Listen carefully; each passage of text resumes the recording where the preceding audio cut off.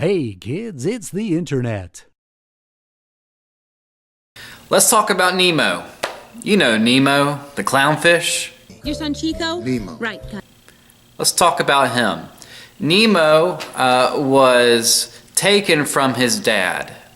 He got caught up in some circumstances. He cared a little too much about what the other fish around him thought. Come on, Nemo. How far can you go? And he kind of just wanted to rebel against his dad for a little bit. Don't touch the Nemo! He touched the butt. And suddenly Nemo is a complete oceans away from his dad. Nemo!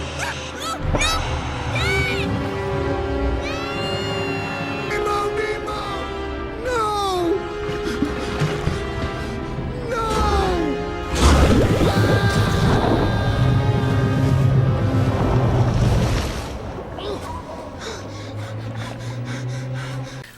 Have you ever felt that way? Have you ever felt like you were an ocean away from God? Now, a lot of times we don't mean to be like that. We don't necessarily run from God, although, sometimes we do. But a lot of times we just get distracted away from God by something. And sometimes we're like Nemo and we care a little too much about what other people think about us. And sometimes we're like Nemo and we just want to kind of do our own thing for once. And sometimes, if we're real honest with ourselves, we just don't care. And suddenly we're an entire oceans away from God. If you were at youth this week, I talked about this guy named Chap Clark. And Chap Clark is this leading researcher on how teenagers work and think and talk, and how they kind of perceive themselves in the rest of the world. And what Chap Clark says, and this is his book right here, this is Hurt 2.0 by Chap Clark. And in his book, he talks about the defining issue, what stresses you out the most as teenagers. What he saw over and over and over again in the way that he interviewed and talked to and just interacted with teenagers was that in the teenage world, there is this overwhelming sense of abandonment in the world. That all the adults, all the systems, everybody in your world, there's this feeling that everyone has abandoned you.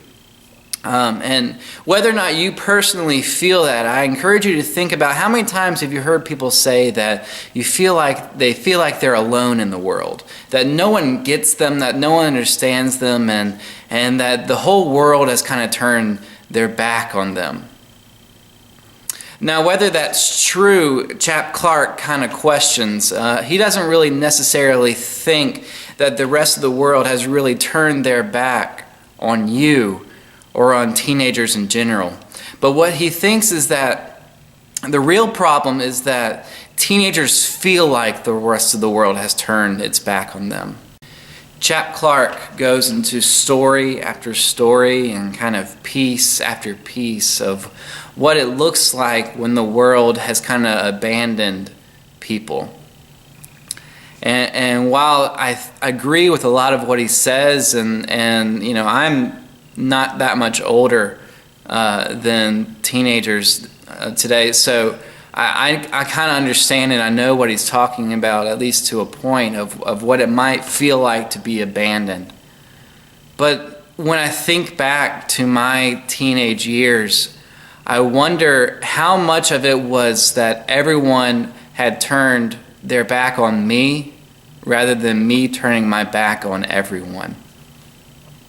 After this video, you're going to scroll down and it's going to tell you to read a couple different stories that Jesus tells you.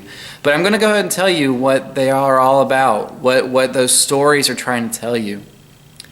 They're telling you that even if the world, let's just say the entire world has turned its back on you, we serve a God who promises that God will never turn God's back on you.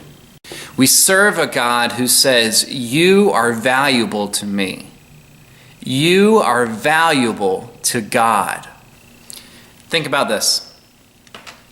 The movie doesn't end with Nemo being taken away from his dad. If it did, that would be a very short, very depressing Disney movie. But the movie goes on, and Nemo's dad, he swims the entire ocean, and he fights sharks, and he fights seagulls, and he fights all these things just so that he can go and get his son back. Because he knew that his son was worth chasing after.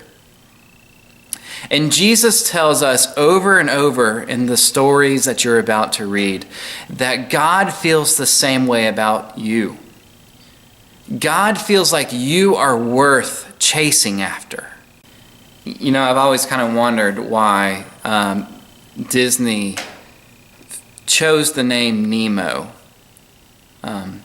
Because Nemo is a Greek word, and whether or not they knew that, I don't know. But Nemo is a Greek word, and Nemo means nobody. The fact of the matter is that to Nemo's dad, Nemo was not a nobody.